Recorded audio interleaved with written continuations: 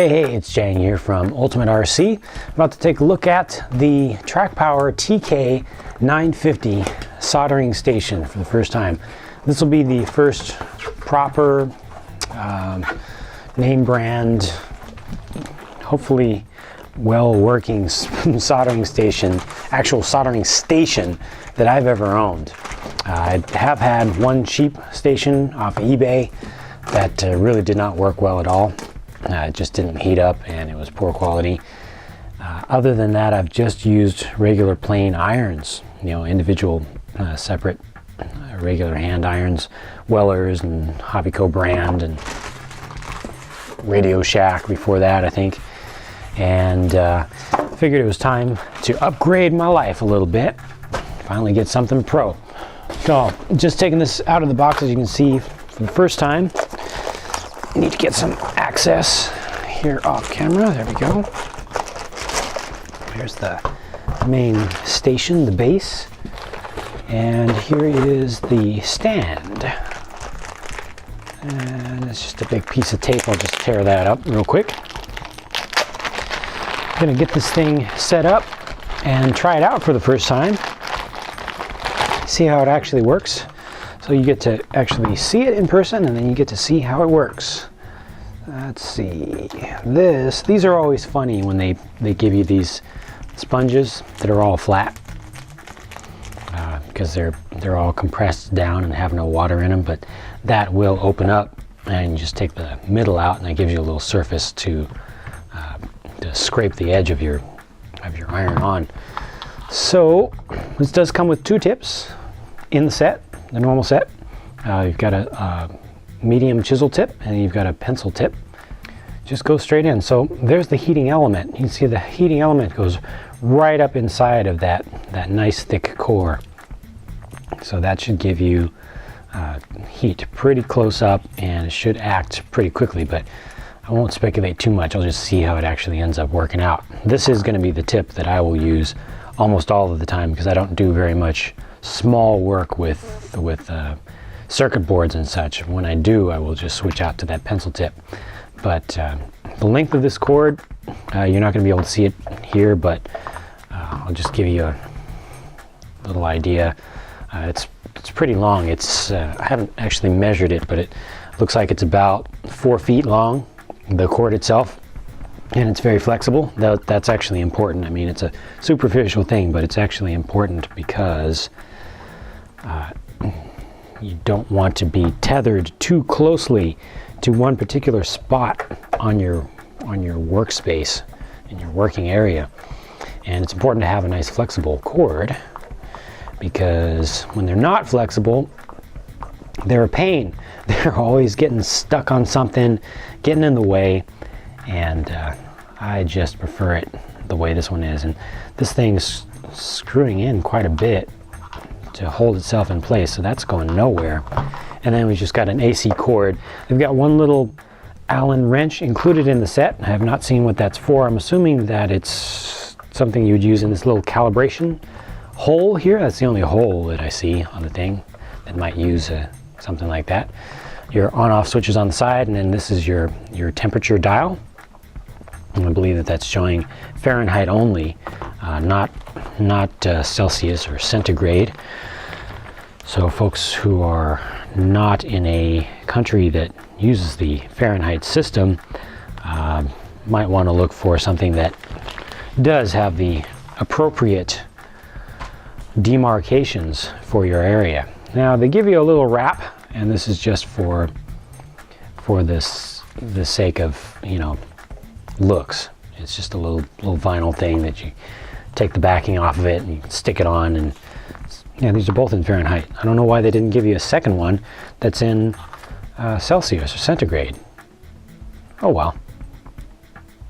Huh. So all this piece here is doing is just kind of blending in a little bit with the look of the other stickers. I don't personally care about any of that stuff. I'm going to leave all that off to the side, because this is a tool and it's all about doing work.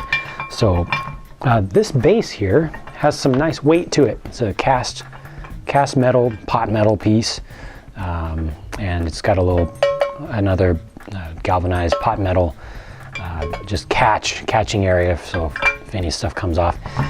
These things, I've had some of these be not so good with other ones that I've tested, both that I've owned and not, but this one is also not that great. It's letting the iron move around, so it's not holding it in one spot. You could touch the edge a little bit. I don't appreciate that, but at least it's got some weight so it's not moving around. I will add some water to this thing, see how that works out. The handle, the iron itself, feels good. It's got a nice silicone grip right here. It's got some softness to it. Also has some texture on it, so you can hold this thing really easily right there on your middle finger. Balances pretty nicely. I mean, I'm kind of cheating a little bit with the cord here, but it's lightweight, but it feels pretty good. I can get really good control with this for certain. I'm going to take a quick look at the little instruction sheet. There's not much here. Oh, it's to lock the knob into place so that it doesn't turn anymore, to make sure that it doesn't accidentally get turned. That's what that's for. There's a little set screw that lets you stop the knob. That's all it's about. Okay, well, I'm done with that part now. I'm going to go plug this thing in its new home in the workshop, and see how it actually works. Okay, here in the workshop now, and I've just got this set up on a kind of a temporary basis for now, just to catch this on video. First thing that I want to do is see how long it actually takes for this thing to heat up. So I have just plugged it in. I have not turned the thing on at all just yet. So I think I'm just going to do a real quick test solder. Everything is cold completely, and I just want to see how quickly I can get up to its full 60 watt heat, whatever heat that is, supposedly up in the 900 degree range. So I'm going to turn it on and see how long it takes.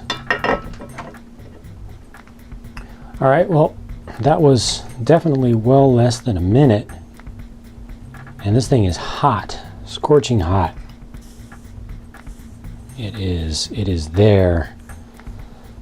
The light is blinking on and off to let me know that it has reached its max, and now it is just trying to maintain it. Man, that is hot. Yes, so far so good.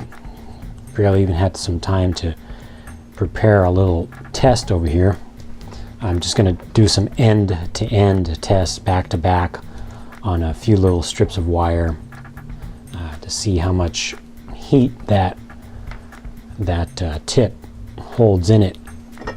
All right, so just going to try going back to back, get the heat in there, and see how this does. There's that guy, using way more solder than necessary. Just piling it on. Going to the next one. That's nice and wicked up in there, leaving it on an extra long amount of time. Getting the heat all the way through, and there. So I'm on to my third one, and it has definitely lost some heat. You know, I'm just going back and forth one to the next, and it could use a little bit of a reset. But just taking it away for a fraction of a second seemed to be enough. Just like that. And we're in business again. Yep. So I'm just soaking that heat all the way through, and it's actually, yeah, it's completely all the way through that wire, that length of wire now. Let me see if I can still, yep, it's still good. Fully. I'm going to do it again. I'm going to soak all the heat from the tip in through the wire out to the other end, boiling that flux, and the other end is now dripping. See, it's all there. And I'm going to just immediately move over to here, and it's soft and good, and it's not quite as hot, but this is now melting, and now you can see I can wick more solder into there. So pretty decent for the size of the small size of the tip compared to what I'm used to, what I've been using. I'm pretty happy with this so far. This is what I expect. This is what I want out of a decent charger, and it's performing a little bit better than I expected based on the size of the tip. So I don't have reference. I haven't used a Hako myself. I believe that's how it's pronounced, Hako or Hako. think it's Hakko, you know, which is kind of the gold standard. But compared, actually, you know what? I have, but it's been a while, and it wasn't a new one, so it wasn't a fair comparison. But I feel like this is performing as advertised. I feel like it's doing what I need it to and what I want it to, and so far I'm happy with this thing. So in the future, hopefully, when you see more videos from me, it's interesting that's not too hot. It's hot, but you know, the element is up here.